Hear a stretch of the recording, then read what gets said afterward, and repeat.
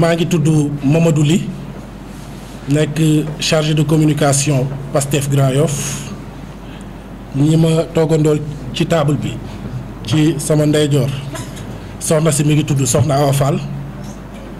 ki topp ci moom mi ngi tudd Serigne Mor Bousso. Soxna Awa Fall mooy adjointe Ngagne Demba Touré fii ci section communale Pastef Grand Yoff moom mooy secrétaire général adjointe bu section. Serigne Mor Bousso mooy coordonnateur des jeunes du parti à Grand Yoff, mais aussi mooy coordonnateur de la JPS au niveau de Dakar. maa ngi commencé sama propos par m'incliner pieusement ci mauvaise nouvelle bi ñu jot tey muy étudiant UGB bi nga xamante ni dafa succombé à ses blessures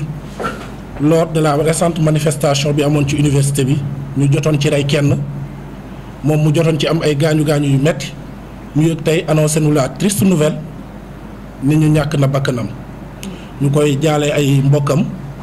di ko jaale monde estudiantin bi yëpp di ko jaale ndawi Sénégal yëpp mais di ko jaale aussi sénégalais yëpp. tey nag li ñu fi dajale mooy actualité bi nga xamante ni ñun ñëpp dégg nañ ko tey ci suba yëg nañ ko muy maître Ngagne Demba Touré mi nga xamante ni mooy secrétaire général bu section communale Pastef Grand Yoff depuis 2017 di aussi responsable des jeunes au plan national moo nekk aussi coordinateur de la JPS de Pastef. Après son retour d'exil qui a duré 6 mois 11 jours ñu dégg tey ci suba ni dig ñëw na këram arrêté ko et pour des motivations que nous savons tous fallacieuses ñu koy dénoncer nag avec la dernière énergie. Intervenant yi nag ki ci njëkk mooy doon Soxna Awa Fall moom dina ñëw ci déclaration bi liiral leen ko man maa ciy topp dinaa ñëw un peu si li maître Ngagne Demba Touré subir yëpp ci persécution te ñun ñu xam bu baax li xew parce que di militandoo ak moom ci parti bi pour ñenn ñi depuis 2017 pour ñeneen ñi ñu ngi jël en cours de route donc ñu xam ko bu baax xam ko bi muy nekk un ministre anonyme ba tey bi ko Sénégalais yëpp xamee. Et pour tëj Serigne Mor Bousso mi nga xam ne mooy suñu kilifa ci jotaay bi mooy coordonnateur de la jeunesse patriotique à Dakar. moom mooy tëj jotaay bi soxna Awa maa ngi lay jox kàddu gi. Merci beaucoup Mamadou Ly. Bonsoir chers amis de la presse et nous vous remercions d'avoir accepté de vous déplacer pour couvrir cette conférence tout simplement. Mais bien avant d'entrer dans le vif du sujet, je voudrais m'incliner devant la mémoire de ces 4 dignes fils du pays qui ont été assassinés durant ces événements-là. Mamadou Tounkara, El Hadj Oumar Tounkara, Clédor Senghor, Modou Gueye et Landing Diémé. Tout simplement ce que je voulais dire avant de commencer à faire la déclaration. Aujourd'hui, nous avons assisté avec amertume et moi à l'arrestation brusque de notre frère, Maître Ngagne Demba Touré, à son domicile par des éléments des investigations criminelles. Ngagne Demba Touré, victime de son appartenance à Pastef et surtout de sa proximité avec le président Ousmane Sonko, a d'abord été affecté puis contraint à l'exil et maintenant arrêté avec des charges qui honnissent même le pire des malfrats. Nous tiendrons responsable le président Macky Sall et son gouvernement de tout ce qui lui arrivera, puisqu'il est entré là-bas sain et bien portant. Nous, la coalition président Diomaye, président Grand Yoff, dénonçons avec la plus grande fermeté le recours aux arrestations et détentions arbitraires qui sont contraires au droit international en matière de droits des personnes et aux instruments internationaux relatifs aux droits de la personne, notamment au principe de la Déclaration universelle des droits de l'homme et du pacte international relatif aux droits civils et politiques. Nous nous alarmons à l'abus de l'autorité de l'État, y compris de l'autorité judiciaire, pour arrêter et détenir ou condamner arbitrairement des individus à cause de leurs convictions et idéaux politiques et à leur appartenance au parti PASTEF, qui de surcroît a été dissous par le ministère de l'Intérieur. Nous exprimons notre profonde inquiétude quant au recours et aux rafles généralisées, mais aussi aux détentions arbitraires des anciens membres et responsables de cette formation politique par l'État du Sénégal, visant à faire peur à toutes les personnes qui sont contre ces méthodes de gouvernance. Enfin, nous demandons la libération immédiate et sans condition pour la décrispation politique de l'espace politique sénégalaise et appelons l'autorité compétente à prendre date pour l'organisation de l'élection présidentielle du 2 avril 2024. Je vais terminer mon allocution en disant ces mots-là. S'ils pensent que nous allons reculer, ils se trompent. Nous n'abdiquerons pas, nous resterons debout. Non au report des élections. Merci. Merci.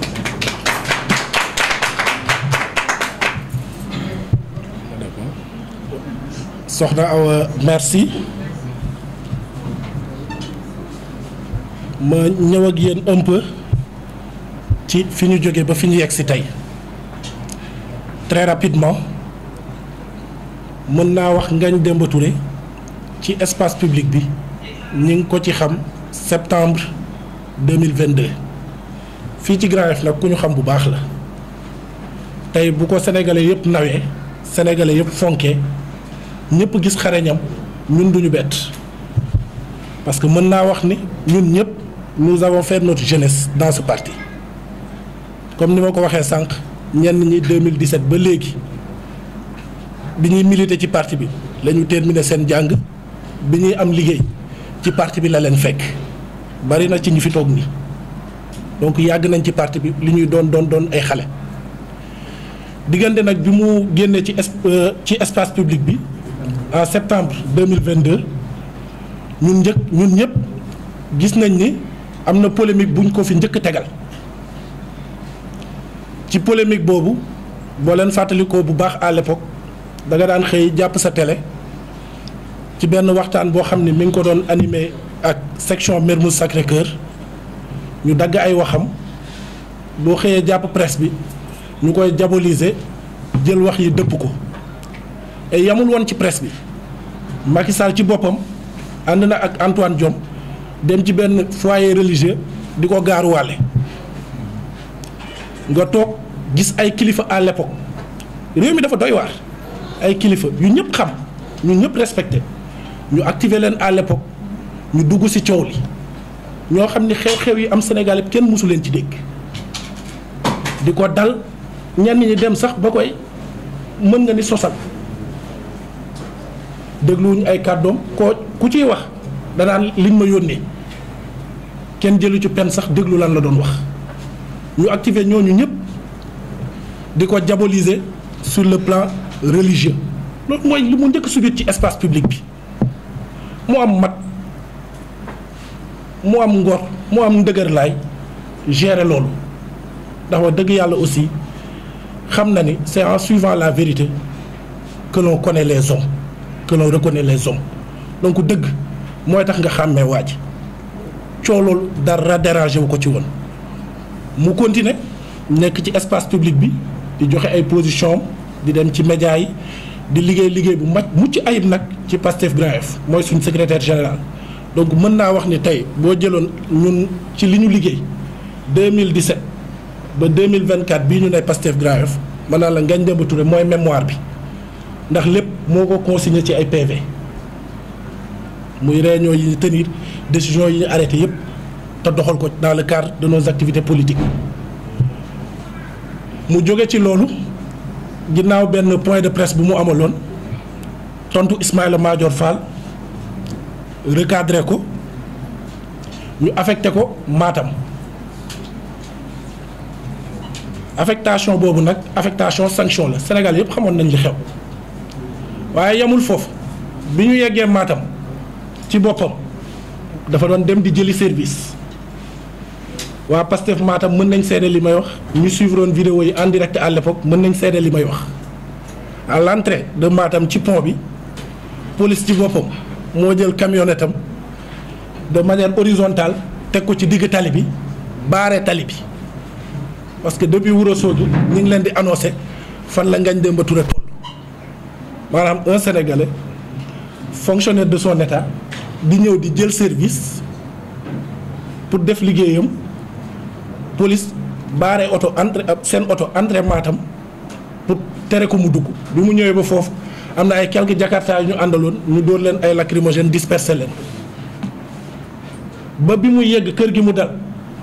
ñoo auto police bi ñoo ànd ba bi mu yegg kër bi muy dal maanaam pour wax leen intimidation bi ñoo auto police ñoo ànd boo taxawee sax ñun la bul taxaw comme si réew mi moom maanaam dem di liggéey jëli service sax dañ ko fiy tere bi ñu yeggee kër gi muy dal auto police bi dem ñu toog 30 minutes après auto gendarmerie fekkaat ñu fa taxaw nañ fa plus d'1 heure donc bi ñu ko affectation sanction bi da ko jël ak philosophie wala fàttali ko à l'époque communiqué wu ci sax dafa dem servir réewam defi liggéeyam parce que nag Sénégal suuf si fépp benn la ñu jóge ci loolu mu wéyal taxawaayam ba ñu yegg si nag ci moment bi gën a grave mën naa wax ci histoire politique bu Sénégal moment bi ñuy arrêté Ousmane Sonko dissoudre parti bi arrêté des milliers de militants mu nekkoon rafle généralisé man grave bi ma bokk rek mën naa ni de 2021 à 2024 bii ñu ne boo doon compter ñi nga xamante ni dugg nañ kaso ci régime Macky Sall tey militaire Pastef Grand Yoff ëpp nañ 40 personnes boo leen doon compter rek ëpp nañ 40 personnes yoo xamante ni 2021 ba léegi dugg nañ kaso ci régime Macky Sall soxna Awa mii toog sama wet en 2021 bokkoon na ci jigéen ñu arrêté woon. récent élargissement yi ñett ci ñun am na ñeneen ñoo xam ne ba léegi ñu ngi des ci kaso bi auparavant ci jamonoy avant parrainage yi am na ñeneen ñu bàyyi woon pour wax leen ni persécution bi fii ci Grand Yoff ñun waa Pastef Grand Yoff ñun xam nañ à quel point Macky Sall ni muy dalee ci kaw waa Pastef ni muy xoqatalee waa Pastef ni muy jaayee doole waa Pastef bi ñu tëjee Ousmane Sonko Bassirou Diomaye Faye mi ngi woon ci kaso bi arrêté des milliers de militants arrêté responsable yu mag yu bari traque bi ñu intensifier ko dissoudre parti nag buñ ko defee li ko tax a jóg dëgg mooy bannir l'organisation de l'espace public boo gisee waa APR yu bari dañoo réer ba léegi nii da ngay toog dégg des ministres de la République de haute personnalité dans ce pays ñu taxaw naan leen ku jóge ci parti dissous nu mu def ba nekk candidat ñu dissoudre sa parti taxul nga perdre say droits civils et politiques taxu ko mais biñ koy def dafa am lu ñu ci soxla mooy agir ci bopp yi rendre le Pastef infréquentable ba allié boo amoon dalay daw parce que président bi ci kaso bi ñu ngi leen di rafler à tout bout de champ di leen dugal ci kaso bi ba boo ci bokkee sa yaay ni la toogal sa kër ba ñenn ñi naan la boo takkee bracelet sax di dox ci mbedd yi dinañ la jàpp ñeneen ñi di la gëmloo ni boo solee Lacoste Pastef wala t-shirt Pastef dañ lay jàpp jamono jooju nag ci lañ ko lancé woon mandat d'arrêt xam na politique xam na fi Macky Sall jëm ak ñun moment boobu nag ci la organisé wu moom it pour rester en liberté d'où son exil au Mali ci contexte boobu la ko defee bi mu koy def nag comme dañuy bannir ci espace public bi parce que bataille bi ñu doon def bataille yu existence la woon à l'époque loolu moo jar a xam et c'est dans cette bataille pour exister moo taxoon mu dem Mali bi mu demee Mali wéyal taxawaayam ñëpp gis nañ parti Pastef ci terrain bi ci parrainage yi gis nañ leen ci opération Fatt Fépp yi gis nañ ko ses interventions ci débat public bi donc mu continuer ak organisation bi mu jiite di doxal ay activités di ko coordonner à distance ba tey ñu yegsi ci élection yi ba Pastef mën a am candidat loolu dafa am solo bi ñu ñëwee nag ba yegsi ci élection yi à 12 heures de la campagne Macky Sall taxaw xool Sénégal yëpp ci biir bët ni leen élection yi du am ñu ni ko lu tax mu ni Karim Wade ak waa PDS ñooy jiiñ ji te tijji nañ ak sama ndimbal man maanaam samay député commission d'enquête parlementaire mu xool bi ñun sénégalais yëpp ñu lii moo tax crise institutionnelle dafa am ci dëkk bi moom Macky Sall annulé na élection donc ñu dugg ñun ci beneen phase maanaam nekkatul Macky Sall ak waa PASTEF le régime de Macky Sall moo taxaw nag pour spolier sénégalais yi li nga xam ni seen moomeel la mooy ce rendez-vous démocratique important bi ñu am chaque 5 ans war a tànn kan moo leen di jiite Macky Sall taxaw ni ñu loolu amatul te tegu ko fenn et c'est dans ce contexte là la décidé ñibbisi si réew parce que attention damay dégg ñu bëri ñu naan warul woon ñibbisi heure bi ah non heure bii la war a ñibbisi Macky Sall mu toog heure organiser élection jot mu ni organiser wu ma élection yow da ngay toog bitim réew xamoo kañ lay dem toog di xaar mu daanu pour ñibbisi sa réew loolu du fulla loolu du fayda loolu du ngor loolu du jom parce que nag waxtu bii may wax ak yéen waxtu taxawaay la ni ko syndicat yëpp defee bi Macky Sall supprimer élection yi ni du am ni ko imam yi defee ni ko kuréel yu bari ci Sénégal defee génne ay communiqué wane ni lii ñoom ànduñu ci étudiants yi di ko xeex UGB vendredi bële yéen ñëpp ngeen gis ko un peu partout ci Sénégal nit ñi taxaw ñu du ci dal waxtu bi waxtu taxawaay la du waxtu bàyyi Macky Sall mu déroulé mais du waxtu aussi ku ne di xeex ci côté man li ma gëm mooy jamono biñ toll nii jamono lëkkale xeex yi la jamono la boo xam ne xeex yi dañ ko war a lëkkale imposer Macky Sall mu jàpp date pour élection yi parce que loolu mooy dëgg le 2 avril il n'est plus le président de ce pays na jàpp date organiser élection yi ba le 2 avril au plus tard mu def passation te loolu nag ñun ñëpp xam nañ Macky Sall ak régime am ni muy fonctionner ñu ne ko jàppal datu élection yi dans les plus brefs délais muy wër di jàpp ay nit mais bu mu ñu divertir parce que jàpp nañ Ngagne Demba bàyyi nañ diw jàpp nañ kële bàyyi nañ kële diversion la li am solo mooy askan bi taxaw ni àndul ci report bi te loolu mooy dëgg loolu mooy fulla loolu mooy fayda askan woowu taxaw ni àndul ci report bi na askan boobu mobiliser wu ci mbedd yi fépp ci Sénégal imposer Macky Sall mu organiser élection yi tegal ñu calendrier bu leer boo xam ne au plus tard le 2 day def passation de service 4 avril Macky Sall waru fi toog di fekkee défilé di doon président de la République loolu kenn waru ko nangu te xeex boobu nag li may ñaan askan wi mooy buñ ko dénk parti politique yi ndax ñun ñëpp gis nañu conseil constitutionnel arrêté na liste candidats yi ciy wàcc ci terrain bi le droit est avec eux depuis ñu arrêté liste bi le droit est avec eux yan candidats ñoo nekk ci terrain bi di campagne da nga leen di compter sur le bout des doigts loolu nag boo ko gisee waroo dénkaane xeex bi ñoo xamante ni xam nga ni duñ la ko xeexal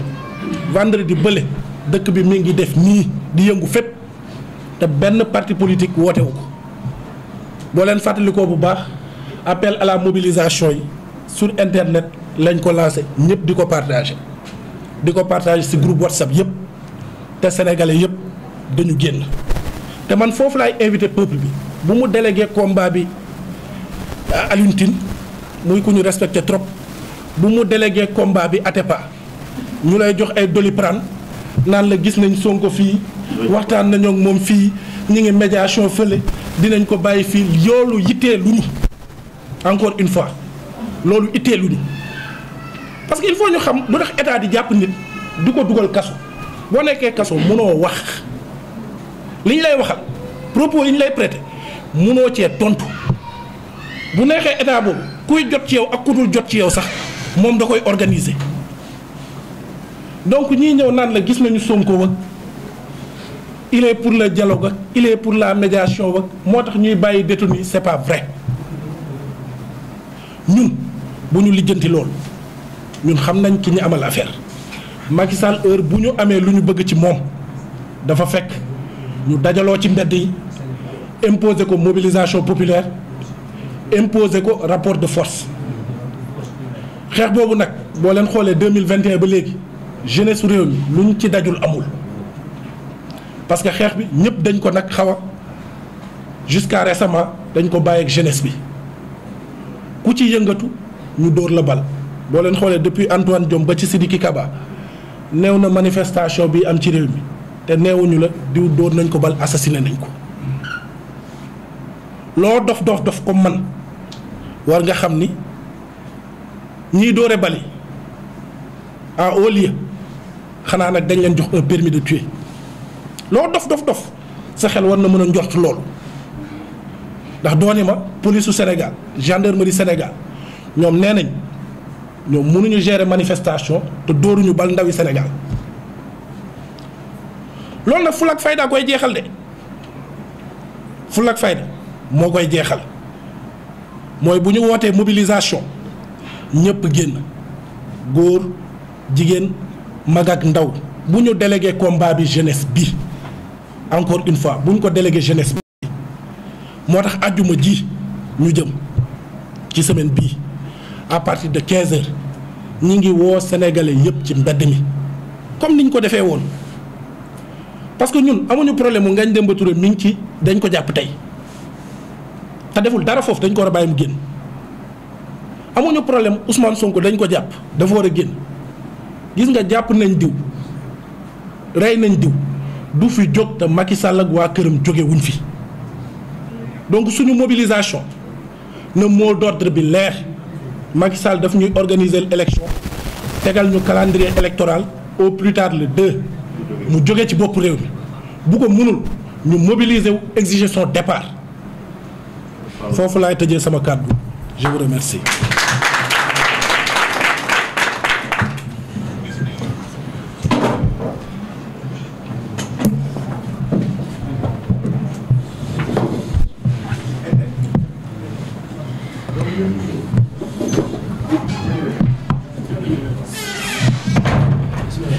asalaamaaleykum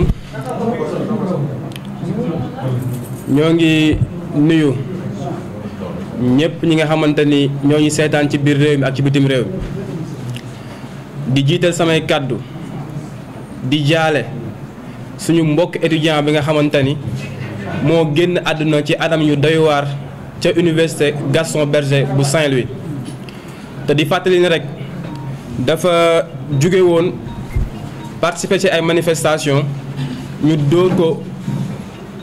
blessé ko ba mujjee dans le coma kooku moo génn tey àdduna te mu tudd monsieur Senghor Prosper ñu ngi koy jaale ay mbokkal di ko jaale bépp étudiant bu nekk ci biir réew mi ak ci bitim réew mi pare ñu loolu ci tey ñu dégg ni notre frère coordonnateur Ngagne Demba Touré dañ ko fekk ci biir këram fekk ko ci ay njabootam gadang-gadangee ko yóbbu ko te division des investigations criminelles def ko ñuy wax ni nag maître Ngagne Demba Touré référence la ci bépp ndaw bu nekk ci biir réew mi ndaxte ba mu waree jàng alxuraan jàng na alxuraan ba mu waree dugg école dugg na école ba mu waree am bac am na bac jàll ci concours yi gën a sélectif génn nekk greffier mu am nag position bu radicale envers le régime actuel loolu moo ko yóbbee ñu jàpp ko affecté ko ca Matam ngir bëgg ko toroxal ngir bëgg ko sànq pare wuñ ci loolu pression bi gën a tar ci moom ñun ñu nekk ay mbokkam ak ay an jàndam ñu ne ko li gën mooy nga génn réew bi dem bitim réew ndax nga mën a yeggali liggéey bi nga xamante ni doon ko fa door fii te il avait très bien coordonné nag les activités de la JPS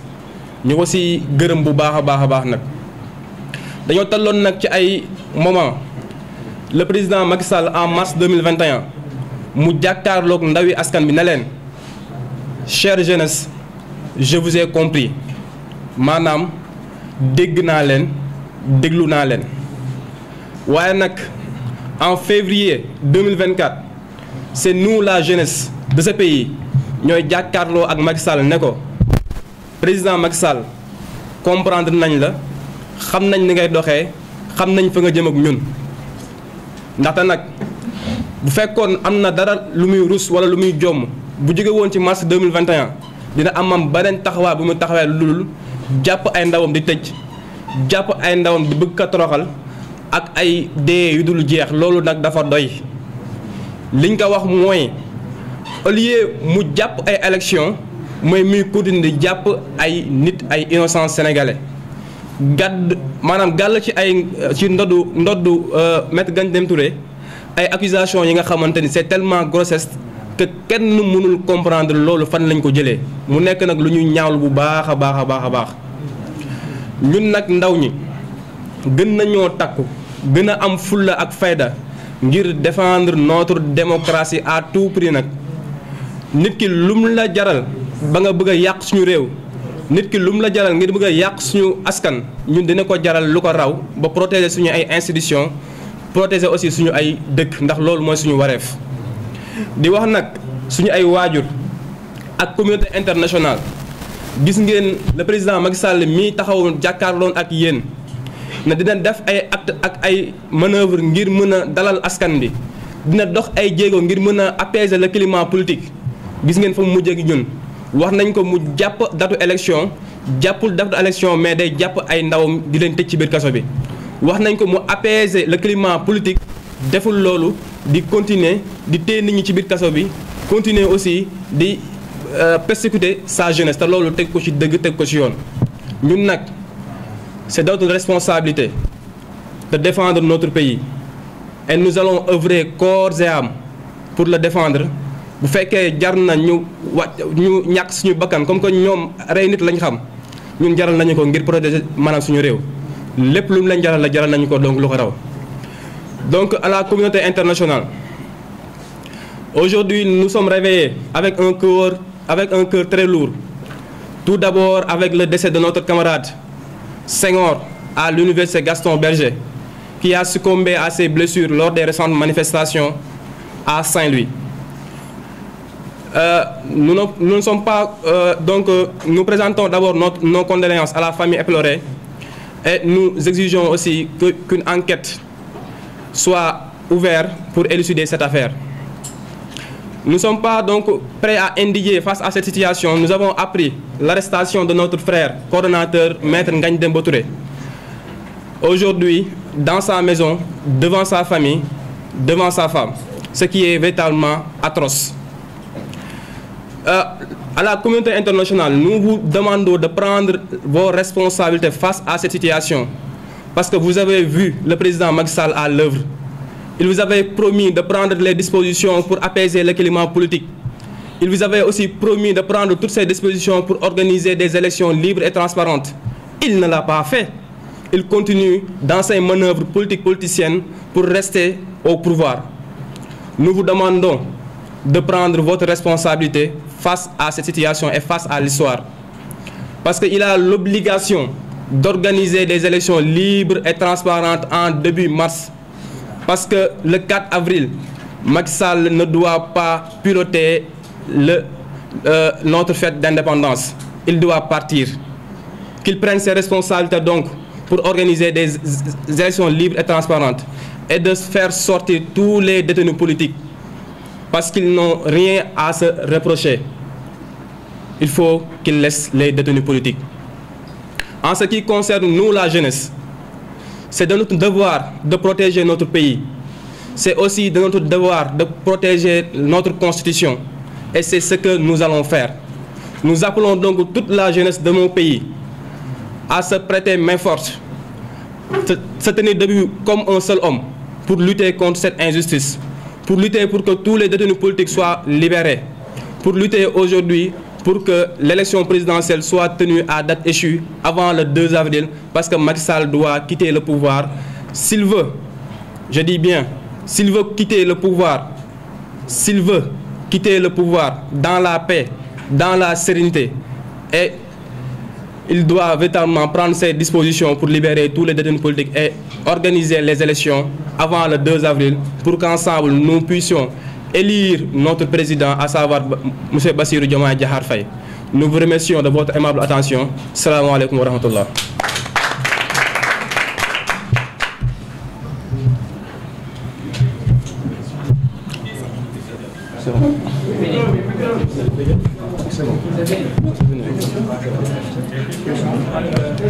Si vous avez des questions.